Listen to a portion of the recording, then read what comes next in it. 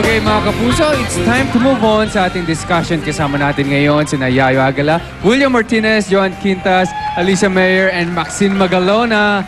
Yan, meron sila kasi honey mga pinagdaanan. Pero bago ko tanungin ang ating mga guests kung paano sila nag-move on, tatanungin muna kita, honey, paano ka nag-move on? Saan? You know what I'm saying. When that happened, when it ended, I was happy. Kasi gusto ko yun eh. Pero syempre, diba, parang hindi naman naiintindihan ng mga tao yun.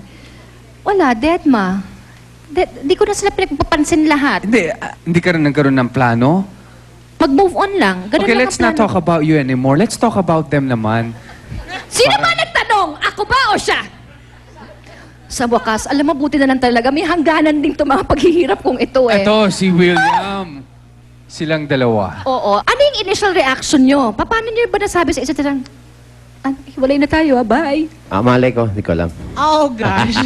Hindi, lahat naman ng bagay na dadan sa pag-uusap, di ba? Pero syempre, hindi yun, rough start talaga. Exactly. Walang Oo. magandang start, lalo na pag breaking up, di ba? Oo, Walang oo, ganun. oo. Pero, paano nag-dawn sa inyo na parang, oh my gosh, it's happening? Kasi yun naman yung initial niyo, yung, di Na ba, hindi na kami, Oo, ganun. parang, oh my gosh, di na nga kami. Especially kayo, na medyo ilang years, di ba? hindi talaga okay nung umpisa. Ngayon, hindi na. Oo. Okay na eh. Siguro naman, matatanda na kami para maintindihan lahat ng mga Matanda ka na, tama. Hindi, gusto ko malaman ni William, paano ka nakapag-move on? Paano kayo naging okay? Sa akin, move out, hindi move on. When you move on, you have to move out para magkaroon solution sa problem. Right. Oo. And it took me about 3 years to do business with my friends and every night go out drinking abroad, pabalik-balik lang hanggang masagad ko sarili ko.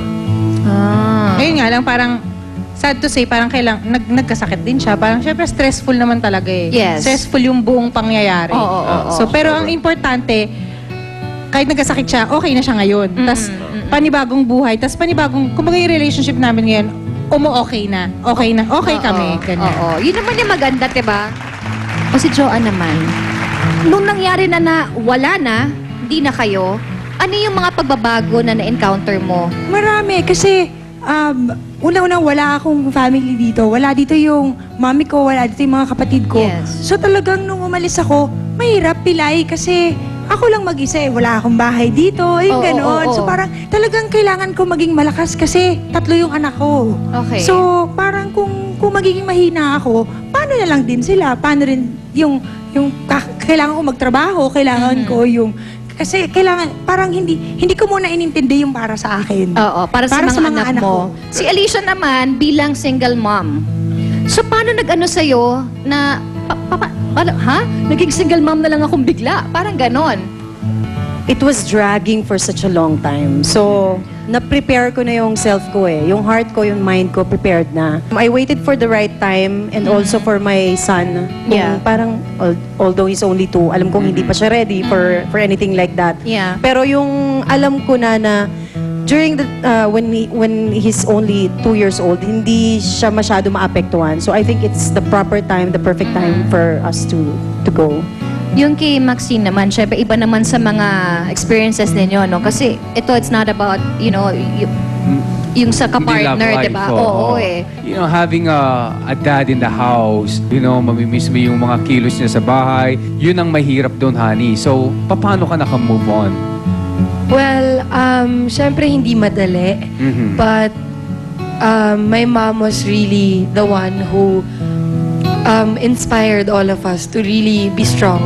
Kasi kung makikita ninyo, she never cried on TV. Not even once. To the point na tinatanong na siya, mahal mo ba talaga si Francis? Bakit hindi ka umiiyak? And my mom was saddened when she was asked that because it's not easy. Right. It's never easy to lose a loved one. But what she did was, pinakita niya sa mga tao na kailangan kong maging strong, walo yung anak niya eh. And lahat kami yung umiiyak. But when we could see our mom like that, okay kami. Oo. Alam niyo yun? And then after, actually, ang nangyari niyan, during the wake of my dad, na-postpone yung taping ng isa kong show.